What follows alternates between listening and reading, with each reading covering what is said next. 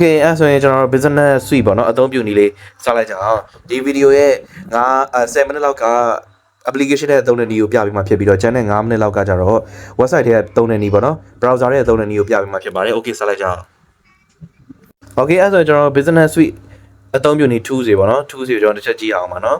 business suite အသုံးပြုနည်း tools တွေမှာဆိုရင်ကျွန်တော်တို့ကပထမဦးစွာအနေနဲ့ ADS တွေ run လုပ်ရမယ်ပေါ့နော်ADS တွေ run လုပ်ရမယ်ဆိုတော့ကျွန်တော် ADS manager တီးသန့်မဟုတ်တော့ဘဲနဲ့အဲ့ဒီ business suite ထဲမှာပဲ ADS manager တီးသန့်မဟုတ်တော့ဘဲနဲ့ business suite ထဲမှာပဲအဲ့ဒီ application ထဲမှာပဲပေါ့အဲ့ဒီ website ထဲမှာပဲ ADS manager ကိုသွားသုံးလို့ရပါတယ်ကျွန်တော်အဲ့ဒါပြပေးမယ်နော်ပြီးလို့ရှိရင် monetization setup တွေ bank account တွေအယူခံဝင်တာတွေအဲ့ဒီ phone version ဆိုလို့ရှိရင်အဲ့ဒီ website ကပဲစောင်းရတာဖြစ်ပါတယ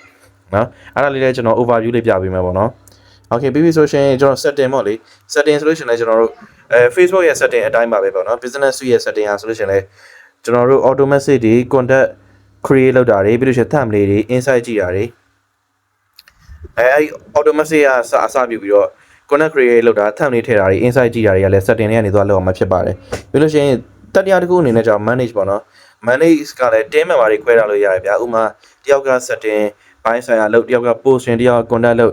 ပြီးရင်သူက manage လုပ်တဲ့နေရာမှာ page တွေအများကြီးအားလုံး manage လုပ်လို့ရတယ်ကျွန်တော်အဲ့ဒါလေးလည်းဆက်ပြီးတော့ပြပေးမယ်ဆက်ကြည့်သွားလို့ရတယ်ပေါ့နော်ပြီးပြီဆိုရင်ကျွန်တော် post တင်တာပေါ့ post တင်မယ်ဆိုရင်လည်းကျွန်တော် monetization အတွက်စနစ်တကျ post တင်လို့ရတယ်ပေါ့နော်ဟိုမှာ monetization tools မှာကြော်ညာ2ခုထည့်ပေးလား3ခုထည့်ပေးလားအဲ့ကြော်ညာတွေကိုလိုအပ်သလိုပြင်ဆင်လို့ရတယ်နော်ပြင်ဆင်လို့ရတယ်အဲ့ဒါတွေလည်း overview ပြပေးမှာဖြစ်ပါတယ်ပြီးလို့ရှိရင် AD လည်းပြင်ဆင်လို့ရတယ်နော် AD ပြင်ဆင်လို့ရတယ်ပြီးလို့ရှိရင် language နဲ့ပတ်သက်တာတွေ season နဲ့ပတ်သက်တာတွေတခြား schedule post နဲ့ပတ်သက်တာတွေ post တင်တာတွေလည်းကောင်းစွာ manage လုပ်လို့ရပါတယ်ဒီ option တွေကနေပြီးတော့နော်အဲ့ဒါလည်း overview ပြပေးမှာဖြစ်ပါတယ်ပြီးဆိုရင်ကျွန်တော်တို့ application နဲ့ website ပို့ကောင်းပါတယ် browser ပို့သုံးရင်ကောင်းတယ်ဘာလို့ဆိုတော့ Facebook ရဲ့ဟိုပါဘောနော် website sorry Facebook ရဲ့ music studio ပေါ့နော် Facebook music studio Facebook ရဲ့ copyright လုပ်တဲ့ music တွေ commerce download သွားလုပ်လို့ရတဲ့နေရာတွေကိုလည်းအဲ့ဒီ website တွေကနေသွားလို့ရတယ်အဲ့ဒါကိုလည်းပြပေးမယ်website နဲ့သွားလို့ရတယ်ပြီးပြီဆိုရင် तू က commerce manager တွေသုံးလို့လည်းရပါတယ်ပေါ့နော်အဲ့ဒါတွေအဲ့ဒီအချက်တွေကြောင့်business suite ကိုသုံးသင့်ပါတယ်ပေါ့နော်ဒါကတော့အနေအချင်းကို list ပြန်ထုတ်ထားတာပါအဲ့ထက်အများကြီးသုံးဝင်ပါသေးတယ်ဗီဒီယိုလေးကြည့်လိုက်အောင်ပါ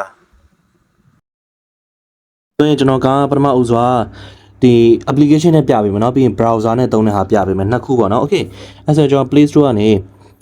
ကနေပြီးတော့ iPhone ဆိုလည်းApp Store ပေါ့เนาะအဲ့ဒီ Meta Business Suite down လိုက်ပါပြီးရင်ကျွန်တော်တို့ open နှိပ်လိုက်ပေါ့เนาะ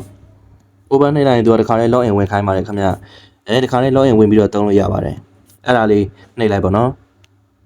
okay အထက်ရောက်ပြီဆိုရင်ကျွန်တော်တို့ကကြိုက်တဲ့ page ကိုဒီမှာဒီ tab လေးကနေရွေးလို့ရတယ်။နော်ကျွန်တော်တို့ဒီ page လေးနဲ့ပြပေးပါမယ်ပေါ့နော်။ကြိုက်တဲ့ page ကိုရွေးလို့ရတယ်။အဲ့ page ကိုရွေးပြီးဆိုရင်သူကဒီ business suite ကိုသုံးခြင်းအပြင်တ page ထဲမဟုတ်ဘဲနဲ့ page တွေများစွာကိုဒီ tab ထဲကနေ manage လုပ်လို့ရတယ်ပေါ့နော်။ကျွန်တော်ကတော့ဒီ page ကို manage လုပ်ပြပေးပါမယ်။အဲ့မှာဆိုရင်ကျွန်တော်တို့ reels တွေပါတင်မယ်ဆိုရင်ဒီ reels box ကနေတင်လို့ရတယ်။ဒါတော့ story တင်တာဒါတော့ advertise ကြီးညာတာပေါ့။ရိုးရိုး media ဓာတ်ပုံတွေပြီးလဲဒီကနေတင်လို့ရတယ် create post ကနေလည်းဒီကတင်လို့ရတယ် edit page ကနေပြီးတော့ကျွန်တော်တို့ page တစ်ခုလုံး edit ပြန်လုပ်လို့ရတယ် cover photo တွေ edit လုပ်မလားနော် page name နဲ့ edit လုပ်မလား profile နဲ့ edit လုပ်မလားလုပ်လို့ရတယ်ပြီးလို့ရှိရင်ကျွန်တော်တို့ဒါက home tab ပေါ့နော်ဒီနာ home tab ကနေလုပ်ပြပေးနေတာပါ home tab မှာဆိုရင်ကျွန်တော် to do list လောက်ရမယ့် list တွေပေါ့နော်ကျွန်တော်လောက်ရမယ့် list တွေဒီမှာဆိုရင် comment 6ခုကျွန်တော် unread မဖတ်သေးဘူးပေါ့နော်ပြီးလို့ရှိရင် test 2ခုရှိတယ်အဲ့လိုမျိုးသူက overview ပြပေးပါတယ်ပေါ့နော်ပြီးလို့ရှိရင်ဒီအောက်နားလေးနည်းနည်းသွားပေးလိုက်မယ်ဆိုရင်သူကဟိုဟာတွေရှိတယ်ကြည့်ရမယ်ဟိုဟာတွေပေါ့နော် post တွေရှိတယ် post တွေအဲ့လိုမျိုးလိုက်ကြည့်လို့ရပါတယ်ပေါ့နော်ပြီးဆိုရင်ဒီကကျတော့သူက note ပါပေါ့နော် note လေးဖြစ်ပါတယ် to do list ဒီမှာဆိုရင်သူကဟို guideline တွေလည်းချပြီးတယ်ပေါ့နော် create management test ဒီ test တွေပေါ့နော်စာရီကိုဖြည့်ဖို့အတွက်ကဒီစာဖြည့်ဖို့တယောက်ထပ်ခန့်ထားမလားဆိုပြီးတော့ကျွန်တော်တို့ခန့်ကျင်တဲ့သူတွေလည်းဒီမှာခွဲပြီးတော့ခန့်ပေးလို့ရတယ် team manage လုပ်တဲ့ပုံစံမျိုးပေါ့နော်ဥပမာတယောက်ကစာဖြည့်မယ်ဆိုရင်တယောက်က post တင်မယ်တယောက်ကဘာလုပ်မယ်အဲ့လိုမျိုး manager တွေလောက်ရမယ့် admin တွေခွဲထားလို့ရပါတယ်ပေါ့နော်အဲ့ဒါလေးကသူ့ရဲ့အာသာချက်တစ်ခုဖြစ်ပါတယ်ဥပမာ page တစ်ခုကျွန်တော်ရိုး Facebook application ကနေသွားလုပ်မယ်ဆိုလို့ရှိရင်ဒီလောက်ထိမပြည့်စုံပါဘူးပေါ့နော်အဲ့တော့သူက manager သဘောမျိုးဖြစ်ပါတယ်ဒီမှာမြင်နေရတဲ့ notification ပေါ့နော် notification နဲ့ဝင်ကြည့်မယ်ဆိုလို့ရှိရင်ဒီ page ရဲ့တက်လာတဲ့ notification တွေဝင်ကြည့်လို့ရတာပေါ့နော်ပြီးဆိုရင် Explorer မှာကျတော့ကျွန်တော်တို့ update လေးတွေကြည့်လို့ရတယ်ပေါ့နော်update တွေကြည့်လို့ရတယ်ကျွန်တော်ဒီမှာ send invite เนาะကျွန်တော်တို့ like လုပ်ထားတဲ့သူတွေကိုinvitation link တွေလည်းပို့လို့ရတယ်နော်အဲ့ဒါ home tab ပါပေါ့နော် home tab လေးဖြစ်ပါတယ် sorry home tab လေးဖြစ်ပါတယ်နော် home tab လေးအဲဆိုကျွန်တော် contact လေးတစ်ချက်ကြည့်ကြည့်အောင်ပါ contact မှာဆိုလို့ရှိရင်လည်းကျွန်တော်ဒီဘက်မှာ contact တွေရှိမယ်ဒီမှာဆို reach နဲ့ပတ်သက်တာရှိမယ် story နဲ့ပတ်သက်တာရှိမယ်ကိုယ် mention ခေါ်လာတဲ့ case လေးရှိမယ် mention နဲ့ touch ပေါ့နော်ပြီးလို့ရှိရင် photo နဲ့ပတ်သက်တဲ့ဟာတွေလည်းကြည့်လို့ရတယ် planner နဲ့ပတ်သက်တာတွေလည်းကြည့်လို့ရပါတယ်ပေါ့နော်ပြီးပြီဆိုရင်ဒီကနေလည်းကျွန်တော် create အသစ်လုပ်လို့ရပါတယ်ပေါ့နော်ပြီးပြီဆိုရင်ကျွန်တော်ဒီ plus ဆိုတဲ့ tools ရေးကြည့်ကြည့်အောင်ပါအဲ့မှာဆိုလည်းအဲ့လိုပဲကျွန်တော်တို့ဒီအဆောင်ပြောရသလိုကျွန်တော်တို့က manage လောက်ရုံနဲ့မကဘဲနဲ့ကျွန်တော်တို့က AD ရဲ့ run လို့ရပါတော့ ADS manager တည်သားမလို့ပဲနဲ့ ADS manager တွေက boost သွားလုပ်လို့ရတယ်လို့ဒီတွေကနေလည်း boost လုပ်လို့ရတယ် post တွေကြည့်လို့ရတယ် sorry post တွေတင်လို့ရတယ်ခုနဒီ home tag ကဟာမျိုးပါပဲပေါ့နော် reels တွေ media တွေ story တွေတင်လို့ရတယ်နော် live လည်းရတယ်ဒါပေမဲ့ live ကကျတော့ Facebook only ပဲရပါတယ်ပေါ့နော် Facebook application ကသွားလို့မှရမှာဖြစ်ပါတယ်ဒီမှာဆိုရင် create post လုပ်ဖို့တည်းသူက guideline တွေပြောပြပါတယ်ပေါ့နော်ပြီးပြီဆိုတော့နောက်ထပ်တစ်ခုကကျတော့ကျွန်တော် inbox ပေါ့နော် inbox ကစာဖြည့်တဲ့နေရာဖြစ်ပါတယ် inbox မှာဆိုလို့ရှိရင်သူမေးထားတဲ့ဟာတွေပေါ့နော်ဒီမှာဝင်ကြည့်လို့ရတယ်အဲ့ဒါက messenger တစ်ခုပဲမဟုတ်ဘဲနဲ့ Instagram WhatsApp ဝင်သမျှစာတွေအကုန်လုံး page နဲ့ချိန်ထားတဲ့ IG နဲ့ WhatsApp ကစာတွေလည်းဖြည့်လို့ရပါတယ်ပေါ့သူ့ဘေးမှာတော့ကျွန်တော်တို့ message ဘေးမှာတော့ comment test တွေရှိပါတယ်ပေါ့နော် comment ကိုမှတ်ထားတဲ့ comment တွေဟို like ပြီးတော့ note ကနေ like ရှာနေပျောက်နေမှာဆိုတဲ့အတွက် comment feature တည်တဲ့ကနေဝင်ကြည့်လို့ရတယ် TikTok မှာလည်းအဲ့လိုရှိရလေ TikTok မှာဆိုလည်းကျွန်တော်ဒီ inbox တွေကနေဝင်ကြည့်လိုက်မယ်ဆိုရင်ဒီဘောနော် activity တွေ note တွေကနေဝင်ကြည့်နေနဲ့ကြည့်ရခက်အဲဒီ activity တွေဝင်ပြီးတော့မှကျွန်တော် comment box တည်တဲ့ရှိပါတယ်ပေါ့နော်ဒီ comment box ကနေဝင်ကြည့်မယ်ဆိုရင် TikTok မှာလည်းအဲ့လိုပါပဲနော်မျက်စိတွေရှင်းတာပေါ့ comment တည်တဲ့သူကရွေးပြပေးတာပေါ့အဲ့လိုမျိုးပါပဲပေါ့နော်ပြီးလို့ရှိရင်သူက go to setting နဲ့လည်းတွားလို့ရတယ် setting တွေကနေဆိုရှင်သူကဟောပါတော့ set လုပ်မဲ့ call တွေ different ways တွေ directly in the app တွေဖုန်းနဲ့ပတ်သက်တဲ့ဖုန်းခေါ်ခြင်းစာပို့ခြင်းနဲ့ပတ်သက်တဲ့လောက်ဆောင်မှုများစွာကို setting တွေကနေဝင်ရောက်ပြင်ဆင်လို့လည်းရပါတယ်အမှဆို Facebook IG နော် area ကမဖတ်ပြီးသေးတဲ့ message တွေပေါ့နော် follow up လုပ်ထားတဲ့ message တွေ done တွေ spam ကကြတော့ဟိုတိတ်အဆင်မပြေတဲ့ policy ကြီးတဲ့ message တွေကြတော့ spam ထဲမှာထည့်ထားပေးပါတယ်ပြီးရင်နောက်ထပ် tools တခုကကြတော့ဒီဘက်ညာနောက်ဆုံးက tools အကုန်လုံးစုထားတဲ့နေရာလေးဖြစ်ပါတယ်ခင်ဗျအဲ့မှာဆိုရင်ကျွန်တော် notification ဆိုတဲ့ဟာလေးရှိပါတယ် notification နဲ့ပတ်သက်တာတွေ AD နဲ့ပတ်သက်တဲ့ဟာတွေလည်းဒီမှာရှိပါတယ်ကျွန်တော် create AD တခုလုပ်မယ်ဆိုရင်ဒီကနေ AD တခုကိုကျွန်တော် create နှိပ်လိုက်လို့ရပါတယ်ပြန်ပြပေးမယ်နော် ADS ဆိုဝင်လိုက်ပါ ADS ဆိုရောက်ပြီဆိုရှင်ကျွန်တော်တို့က create ဆိုတဲ့ဟာလေးနှိပ်ပေးပါခင်ဗျာ create ဆိုတဲ့ဟာလေးနှိပ်ပေးပြီးရင်ကျွန်တော်ကအဲ့ဒါမှာ boost လုပ်မဲ့ post ဒီ post ဆွဲထားပါတော့ဒီ post ကိုရွေးလိုက်မယ်ခင်ဗျာရွေးပြီးဆိုရင်ကျွန်တော်တို့ကဒီမှာကျွန်တော်တို့ page hack မခံအောင်ကာကွယ်တဲ့ need ဆိုတဲ့ post တွေကို boost လုပ်မယ်ဆို get more message များလိုချင်တာလား get more video view များရချင်တာလားသက်ဆိုင်ရာ option တွေရွေးပြီးပြီဆိုရင်ဒီ page ကို like လုပ်ပြီးသားသူတွေအတွက်လားဒီ page ကို like မလုပ်သေးတဲ့သူတွေအတွက်လားစသဖြင့်သက်ဆိုင်ရာ option တွေရွေးအသက်65နယ်သာလန်ဘယ်ပြည်နယ်ကို target ထားမှလည်းရွေးပြီးဆိုရှင်ကျွန်တော်တို့ Facebook အတွက်လား Instagram အတွက်လား placement ကိုရွေးကျွန်တော်တို့သုံးမဲ့ budget ကိုရွေးပြီးလို့ရှိရင်ကျွန်တော်တို့ schedule တိုင်းเนาะ boost လုပ်မဲ့အချိန်ဘယ်နှစ်ရက်လုပ်မှလဲစသဖြင့်ရွေး visa card ကိုချိတ်ပြီးလို့ဆိုရင်ကျွန်တော် boost ဖို့နောက်နှိပ်လို့ရပါတယ်ပေါ့နော်ဒါတော့ boost လုပ်တဲ့ option လေးဖြစ်ပါတယ်ပြီးဆို planner ပေါ့နော် planner လေးလည်းတစ်ချက်ကြည့်အောင်ပါ planner မှာကျွန်တော် create လုပ်ထားလို့ရပါတယ် schedule လုပ်တဲ့ပုံစံမျိုးပေါ့နော်post ကိုဘယ်အချိန်မှာဘယ်နေရာမှာဘယ်အချိန်မှာ တိုင်းနဲ့တက်သွားခြင်းဒီထဲကနေဝင်ပြီးတော့ manage လုပ်ထားလို့ရပါတယ်ပြီးဆိုရင် business fee ပေါ့နော်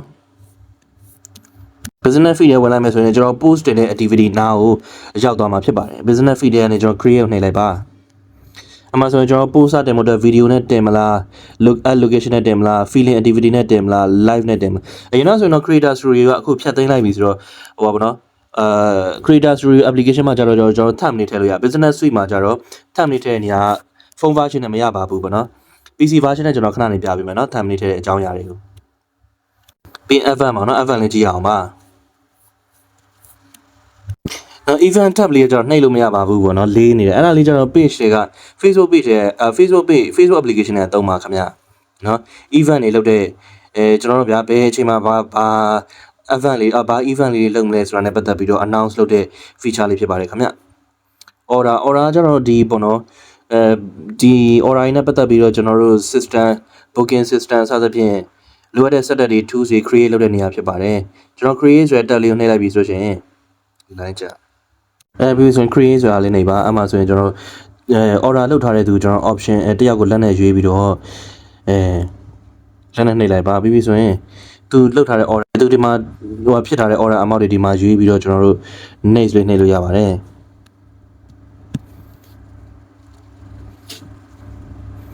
ပြီးဒီမှာ description ထည့်ပြီးတော့ create order ဖန်တီးလို့ရပါတယ်ခင်ဗျပြီးတော့ inside ပါခင်ဗျ inside ကကျွန်တော်ကို page မှာပေါ့နော်ကိုတင်ထားတဲ့ video တွေက reach ဘယ်လောက်ရောက်လဲဘယ် video reach ဘယ်လောက်ရောက်လဲ messaging နဲ့ပတ်သက်တာတွေရလဲပေါ့နော် result နဲ့ပတ်သက်တဲ့ဟာတွေကိုယ့်ရဲ့ contact တွေနဲ့ပတ်သက်တဲ့အခြေအနေထားကိုပြန်သုံးသပ်ဖို့အတွက်ပြန်ကြည့်လို့ရပါတယ်ခင်ဗျဒီမှာဆိုရင် impression clip ပေါ့နော်စိတ်ဝင်စားမှုinteraction ပေါ့နော် interaction ကကျတော့ Harry ရဲ့တွေဟာတွေပေးတဲ့ဟာပေါ့နော် reach ကတော့116ရောက်ကြီးသွားပါတယ်ဒီ page ကပြစ်ထားတော့ကြာပြီပေါ့နော် impression ကကျတော့စိတ်ဝင်စားတာပေါ့နော်ဒီဟာလေးစိတ်ဝင်စားပြီးတော့လက်နဲ့ဖတ်ထောက်ပြီးတော့ဖတ်သွားတဲ့လူကြီးအတွက်ပေါ့နော်စသဖြင့်အဲ့လိုမျိုး contact မှာလည်းကြည့်လို့ရပါတယ် audience မှာဆို Facebook follower ဘယ်လောက်နော် estimate audience ကဘယ်လောက်စသဖြင့်အဲ့ဒါမျိုးကြည့်လို့ရပါတယ် okay create AD ဒီမှာလည်းဖန်တီးလို့ထပ်ပြီးတော့ဖန်တီးလို့ရပါသေးတယ်setting ပေါ့ setting နဲ့ဝင်လိုက်မယ်ဆိုတော့ကျွန်တော် page setting နဲ့တိတ်မကွာပါဘူးပေါ့နော် notification နဲ့ရှိမယ် call တွေ automatic ဖန်တီးတဲ့နေရာလည်းရှိမယ်နောက်ပြီးရင် page တွေ admin ခန့်တဲ့နေရာလည်းရှိမယ် Instagram နဲ့ connect လုပ်လို့ရတဲ့နေရာလည်းရှိမယ် page info တွေပြင်လို့ရတဲ့နေရာလည်းရှိမယ် data saving နဲ့ပတ်သက်တဲ့နေရာလည်းရှိမယ်ပေါ့နော်ဒီမှာဆိုရင်တော့ကျွန်တော် help center ပေါ့နော် business suite help center သူတို့ရဲ့ policy တွေဒီမှာ feedback report problem တင်တဲ့နေရာလည်းရှိပါတယ်problem ကြောင့် continue to report problem နှိပ်ပြီးတော့ကျွန်တော်ဖြစ်တဲ့အကြောင်းအရာကိုကျွန်တော်ဒီမှာဘာနဲ့ပတ်သက်တာလဲ setting နဲ့ပတ်သက်တာလား contact to news တွေနဲ့ပတ်သက်တာလားဖြစ်ပေါ်တဲ့အကြောင်းအရာကိုရွေးပြီးတော့ဒီမှာစာနဲ့ screenshot နဲ့ဒါမှမဟုတ် screen record video နဲ့Facebook တင်ကို feedback ပေးလို့ရတဲ့နေရာဖြစ်ပါတယ်အဲ့ဒါ setting ပေါ့နော်ပြီးရင် feedback ဆိုပြီးတော့သူကတီးတန့်ထပ်လုပ်ထားပေးပါတယ်ဒါကတော့သူတို့ရဲ့ help center ဖြစ်ပါတယ်browser တွေက business suite ကိုသွားဖို့ကြတော့ကျွန်တော်တို့ Facebook account login ဝင်တာပြီးရင်ကျွန်တော်ဒီ search bar မှာ business suite ဆိုရိုက်ရှာပေါ့နော်business Facebook business suite ပေါ့နော်အဲ့လိုရိုက်ရှာလိုက်ပါပြီး Meta business suite ဆိုတဲ့ option နဲ့ဝင်လိုက်ပါခင်ဗျပြီးပြီဆိုရင်ကျွန်တော်ဒီညာဘက်တောင်ကပေါ့နော်မြင်းချောင်းလေး၃ချောင်းနှိပ်ပြီးတော့ desktop site ပြောင်းလိုက်ပါနော် desktop site ပြောင်းပြီးရင်ကျွန်တော်ကguest status ဆိုတဲ့ဟာလေးနှိပ်ပေးပါခင်ဗျအဲဆိုရင်ဒါကတော့ business suite ကိုပဲဒီပေါ့နော် browser ပေါ့ laptop ပုံစံမှာ laptop ပေါ့နော် PC version နဲ့မြင်ရတဲ့ပုံစံမျိုးဖြစ်ပါတယ်အမှဆိုလည်းတိတ်တော့မကွာပါဘူးပေါ့နော်သူ့မှာပိုအားတာက monetize tool ဆိုတာဝင်ကြည့်လို့ရပါတယ်ပေါ့နော်တခါလေ monetization tool ဆိုတာဒီနားမှာရှိပါတယ်ပေါ့နော်ဒီနားမှာမရှိဘူးဆိုရင်ဘယ်ကကြည့်လို့ရမှာဆိုဒီအောက်က all tool ဆိုတာနေဝင်ကြည့်လို့ရပါတယ်